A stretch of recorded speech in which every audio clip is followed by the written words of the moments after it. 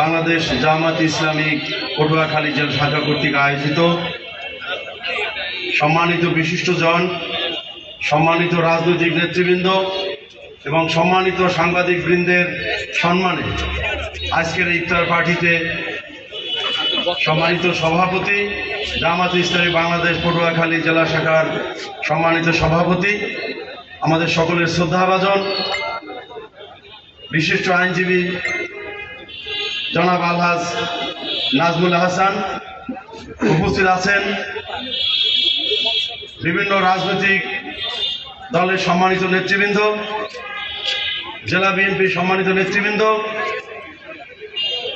জাতীয়তাবাদী যুবদল পটুয়াখালী জেলা শাখার সম্মানিত সভাপতি, উপস্থিত বিভিন্ন পেশাজীবী সংগঠনের সম্মানিত নেতৃবৃন্দ, ইলেকট্রিক এবং প্রিন্ট মিডিয়ার সম্মানিত সাংবাদিক ভাইরা, সবাইকে পটুয়াখালী জেলা বিএনপির পক্ষ থেকে জানাচ্ছি মাহে রমজানের শুভেচ্ছা। সম্মানিত নেতৃবৃন্দ, সংক্ষিপ্তভাবে আমি দু একটা কথা বলতে চাই।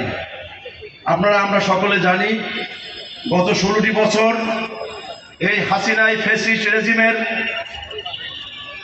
নির্যাতনের নিপীড়নের যাতাকালে পরে আমরা বিভিন্ন ইফতার মাহফিল করেছি, ইফতার পার্টি করেছি, দোয়া অনুষ্ঠান করেছি বিভিন্ন বাড়ির আঙ্গিনায়, করেছি বিভিন্ন বাড়ির ছাদে। আল্লাহর কাছে অসীম রহমত এবং আল্লাহর কাছে আমরা শুকরিয়া জানাই।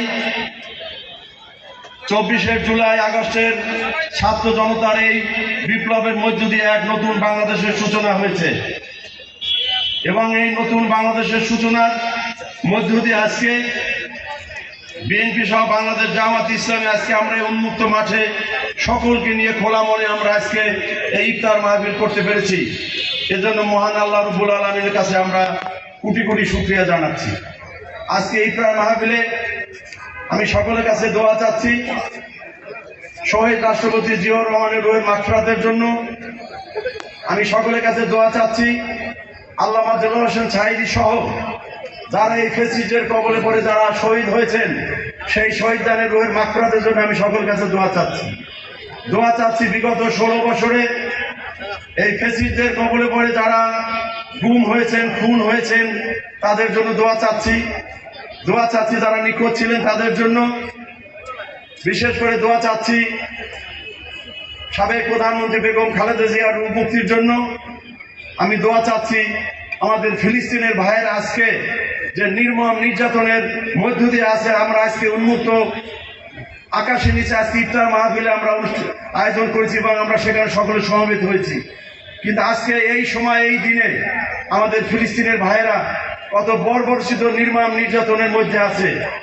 আমরা মহান আল্লাহর কাছে আমরা বিশেষ করে তাদের জন্য দোয়া চাচ্ছি।